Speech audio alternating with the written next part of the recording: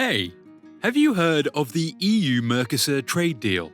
You probably have, as this agreement signed last year between the EU and a trading bloc of South American countries has gathered significant opposition from civil society.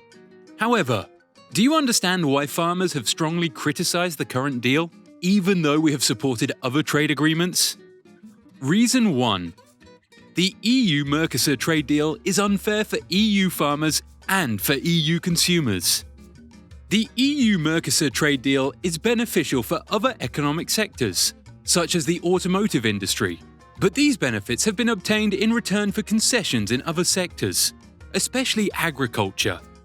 As it stands, this deal will have substantial impact on the kind of agricultural production that we want in Europe. Let's take beef, for example. Today, the EU imports 262,700 tons of beef from Mercosur, mostly consisting of what professionals call high-value cuts. With the new deal, the EU will concede additional preferential access to 99,000 tons of beef at a reduced duty. For the European Commission, this is acceptable, as it represents only 1.2% of our overall beef production.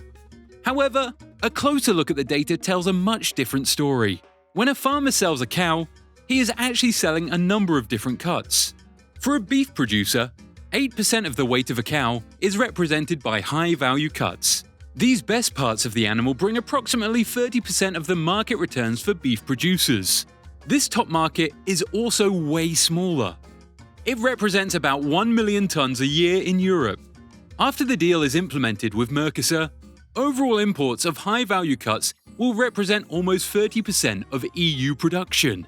This deal will transfer the bargaining power to third countries, lower the overall price, and it will lead to the replacement of at least 2 million suckler cows in Europe.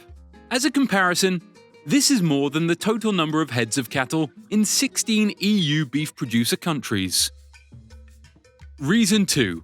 The EU-MERCOSUR trade deal will have cumulative impacts on sensitive sectors. The EU-MERCOSUR deal is not the only bilateral trade agreement between the EU and third countries. The European Union has implemented major trade agreements with 62 partners and is negotiating a lot more. When adding them, one on top of the other, one can clearly expect complex cumulative effects that could have severe consequences on key sectors. Let's take the example of poultry. Currently, the EU imports around 800,000 tons of poultry meat every year from Brazil, Argentina, Ukraine, China, and Thailand. The EU-MERCOSUR deal would allow 180,000 tons of imports duty-free. To give you an idea of the sheer magnitude of this concession, this would mean that every week we will replace 6 million chickens produced under high EU quality and health standards with Brazilian chickens, the quality and safety of which we have no control over. Every year, these imports would equal the production of Finland, Sweden, and Denmark combined, and the European Commission is still negotiating with Thailand, Chile, and other partners. Poultry is not the only sensitive sector that will be affected by some of these cumulative impacts. Rice, orange juice, honey, sugar beets, and beef will suffer from similar effects. Reason 3. The EU-MERCOSUR trade deal will reinforce a double standards policy. To understand this point, let's take the example of the sugar production also included in the EU-MERCOSUR trade deal. In Europe, the sugar beet sector is currently suffering from very low prices and deep crisis with factory closures. At the same time, EU producers must follow the strictest production standards in the world. With the tax-free quota considered in the Mercosur agreement, Europe will accept sugar and ethanol with lower standards of production at very competitive prices.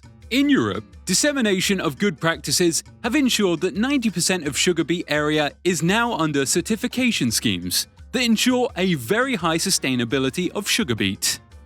While in Brazil, less than 10% of the cane industry is covered by basic certification schemes. European sugar beet is grown in rotation on around 11 hectares per farm on average. Sugarcane, on the other hand, is grown on monoculture farms of 150 hectares to 1,500 hectares per farm in Brazil. In addition, Brazil uses 27 active substances in insecticides and herbicides for its sugarcane production that are banned in Europe. Brazil also grows GMOs, which have not been authorized in Europe. Finally, in Europe, sugar beet production does not put pressure on our sustainably managed forests. In Brazil, however, deforestation during the final 5 months of 2019 hit the highest level since 2006. The question is crystal clear. Do you really want to import the type of agriculture we don't want in Europe? There is still room to get a fairer and more balanced deal with Mercosur when it comes to agriculture. Respects the principles of the EU Green Deal and Paris Climate Agreement. The choice is now in the hands of European member states and the European Parliament. We rely on policymakers and EU citizens to promote our European model of production, and you can always rely on EU farmers and cooperatives to innovate, evolve, and enhance that model.